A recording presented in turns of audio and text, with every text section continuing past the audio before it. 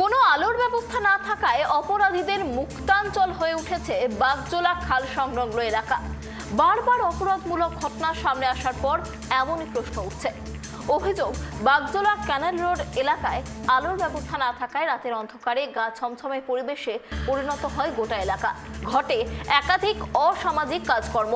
পুলিশের টহল না থাকায় এলাকা হয়ে উঠেছে সমাজ বিরোধীদের আস্তানা, এমনটাই অভিযোগ এলাকার বাসিন্দাদের। মুক্তাঞ্চল এলাকা বাগজোলা ক্যানেল রোডে নেই পর্যাপ্ত লাইট, 4টি থানা থাকলেও নেই পুলিশি টহলদারি।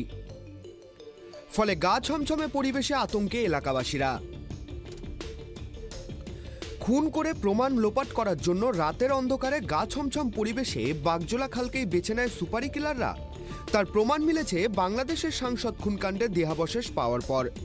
উত্তর 24 পরগনা জেলার অন্তর্গত বিধাননগর কমিশনারেটের অধীনস্থ টেকনো সিটি থানার সাপরজি কমপ্লেক্স হতে উত্তর 24 পরগনা জেলার হারোয়া থানার কুলটি বিদ্যাধরী পাড়ে এসে মিশেছে বাগজোলা খাল, আর তার পাশ দিয়ে বয়ে গিয়েছে বাগজোলা ক্যানেল রোড ঘুষিঘাটা পর্যন্ত। মাঝখানে কলকাতা পুলিশের ভাঙড় ডিভিশনের উত্তর কাশীপুর থানা ও পোলেরহাট থানার এলাকা রয়েছে। এলাকাবাসীদের অভিযোগ, এই সমস্ত এলাকায় পথবাতি না থাকায় রাতের অন্ধকারে গা ছমছম পরিবেশে পরিণত হয় গোটা বাগজোলা খাল সংলগ্ন এলাকা। বারবার অপরাধমূলক ঘটনার সামনে এসেছে, এমনকি সুপারি কিলাররা খুন করে দেহ টুকরো টুকরো করে দেহ লোপাট করার জায়গা হিসেবেও বেছে নিয়েছে এই বাগজোলা খালকে। এর একটাই কারণ, বাগজোলা ক্যানেল রোডে কোনো লাইটের ব্যবস্থা নেই এবং পুলিশের নজরদারিও নেই ঠিক মতো, এমনটাই দাবি এলাকাবাসীদের। ছোটোবেলাতে দেখি আমাদের এই ক্যানেলের বাগজোলা ক্যানেলের ধারে কোনো লাইট পোস্ট নেই, লাইট জ্বলছে না। আমরা অন্ধকারেই খুব যাতায়াত করি, আমাদের জানটা দুকদুক করে। আমাদের এমনি এই এলাকায়, এই বাগজোলা খালের এলাকায় আমাদের লাইট অবশ্যই দরকার। কিছু না হোক আমাদের ওই যাত্রাগাছির থেকে শুরু করে কুলটি লকগেট পর্যন্ত খালের উত্তর দিকে লাইট পোস্টের অবশ্যই দরকার এবং আমাদেরকে তাতে দিলে খুব ভালো হয়, আমাদের সুব্যবস্থা থাকে। এটা আমাদের কাছে বিশেষ অনুরোধ, সরকারের কাছে বিশেষ অনুরোধ। লাইট বা আতঙ্ক ব্যাপক আতঙ্ক। আমরা রাতের ভিতরে যাওয়া আসা করি, কাজে যাওয়া আসা করি রাতের ভিতরে, আর বিশেষ করে লাইট ফাইট নেই, লাইটের জন্য বহু সমস্যা হয়। পুলিশের নজরদারি আছে? পুলিশের নজরদারি কিছু নেই, পুলিশের নজরদারি নেই, কিছু নেই। রাত হয়ে গেলে পুরো অন্ধকার, রাত হয়ে গেলে পুরো অন্ধকার, যান হাতে করে চলে আসতে হয়। আর বিশেষ করে রাস্তাটা খারাপ রয়েছে, রাস্তা ঠিক হচ্ছে, দেখা যাক কতদূর কী হয়। এই যে রাতের বেলা সন্ত্রাসকারীরা এসে এখানে বিভিন্ন জায়গায় মার্ডার করে এখানে আপনাদের এলাকায় ডেড বডি ফেলে চলে যায়, কতটা আতঙ্কে আছেন? ব্যাপক আতঙ্ক। সেটা আগেবার অনেক পুলিশ ছিল, প্লাস্টিক করে পুড়িয়ে নিয়েছিল। বাংলাদেশে একটা নেতামন্ত্রীকে মার্ডার হয়েছিল, এখান থেকে কুড়িয়ে নিয়ে চলে গেছিলো, আমরা দেখছিলাম। এরকম তো একাধিক ঘটনা ঘটেছে। হ্যাঁ, এইরকমই লাইন অনেকটি হয়েছে। লাইট লাগালে বা পুলিশ নজরদারি কমবে। বিধাননগর কমিশনারেটের টেকনো সিটি থানা, কলকাতা পুলিশের ভাঙড় ডিভিশনের অধীনস্থ পোলেরহাট থানা, উত্তর কাশীপুর থানা এবং পশ্চিমবঙ্গ পুলিশের অধীনস্থ হারোয়া থানা কোনো থানায় ঠিকমতো নজরদারি করেন না বলেও জানিয়েছেন এলাকাবাসীদের একাংশ। ফলে প্রশ্ন উঠছে, পুলিশের নজরদারি কোথায়, কবে হুঁশ ফিরবে প্রশাসনের, তা নিয়েও উঠছে একাধিক প্রশ্ন। এলাকাবাসীরা দাবি করেছেন, অবিলম্বে সাজবাতি লাগাতে হবে এলাকায় এবং পুলিশের যথেষ্ট নজরদারি বাড়াতে হবে, না হলে এলাকার মানুষের নিরাপত্তা বিঘ্নিত হওয়ার পাশাপাশি যে কোনো মুহূর্তে ঘটে যেতে পারে বড় কোনো দুর্ঘটনা। শুধু আর সাংসদ নয়, এই বাগজোলা খালটা যেন একটা অপরাধের আস্তানা হয়ে গেছে।